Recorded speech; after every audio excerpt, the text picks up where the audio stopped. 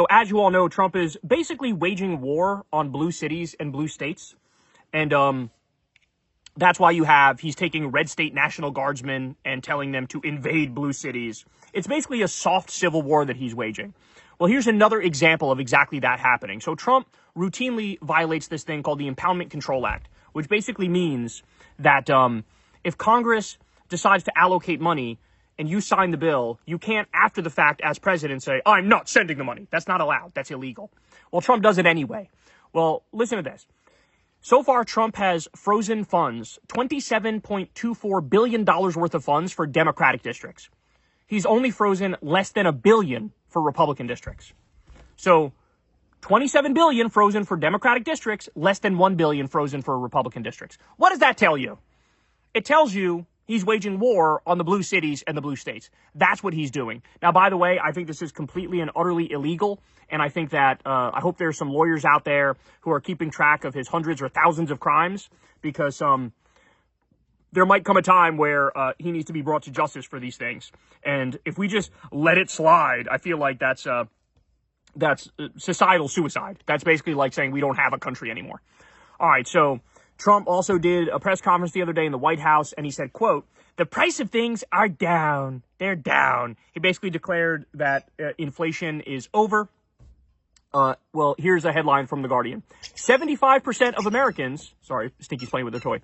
75% of Americans report soaring prices as Trump claims inflation over.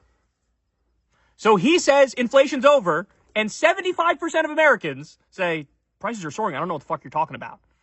Which, by the way, we don't even need to ask how people feel about this, because we have empirical data. We have numbers on it. And the fact of the matter is, the price of ground beef is up 40%. The price of coffee is up 40%. Most groceries at the store, it's up double digits, over 10%. People are drowning in the high prices. And by the way, this is one of the main reasons he was elected, was to reduce the prices, and now he's not. So if we have free and fair elections, and, you know, emphasis on if, then this will be like prime FDR numbers for Democrats in 2026 and 2028.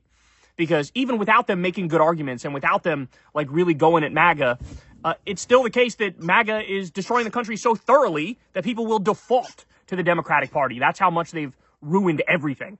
Is there a reason to just walking around recording? People have just been calling, just thinking it's kind of weird. It's journalism protected under the First Amendment, so sorry about that. All right, but hold on. Am I being detained? Yeah, right now for you are. what? So I'm further investigating why you're walking around. What crime? You have to articulate a crime before you can detain me. I could also detain anybody. Supervisor, you can't detain just anyone. You have to articulate a crime. Yeah. So if law enforcement requests your identification, right, you are obligated to give that to law enforcement. Not unless you can articulate a crime. So I can articulate that this Walking around is not behavior. Suspicious. Isn't a crime. Suspicious? Hello, sir. You live around here? I'm not answering any questions. Okay. You have a nice day then, okay? Thank you. Am I free to go? Yeah, you've been free to go this whole time. She told me I've been detained. I'm Yeah. trying to identify you. That's not my problem. I don't have to further your investigation for you. That's your job. You can't walk up to a citizen not committing a crime and demand ID. That's not how this works. You know the law more than I do. Hard to believe a citizen out here would actually have a degree and know what they're talking about, huh? Unbelievable. Tyrannical behavior. What crime have I committed? Unbelievable. What's up, everybody? Major Retired Richard Ojeda here, and Donald Trump just said he wants to dust off the Insurrection Act of 1807.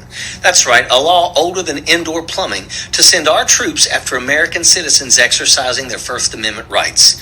The same tyrant who incited a real insurrection in 2021 now wants to turn cooks, clerks, and supply sergeants into riot cops.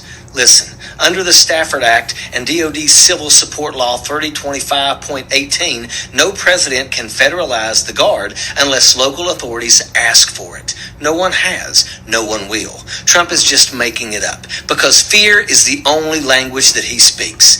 The coward wants to play warlord while dragging our military's honor through the mud. 2 centuries of professionalism and restraint flushed away by a man who's never known either. It's time to flip this seat, take back Congress, and drag this whole criminal circus into the light before this country we love slips out of our hands for good. And that's a fact. Sappers clear the way, airborne all the way. Likewise, it's completely unacceptable to see fat generals and admirals in the halls of the Pentagon and leading commands around the country and the world. It's a bad look. If you get so fat you start breaking escalators, you are unfit to serve in the military.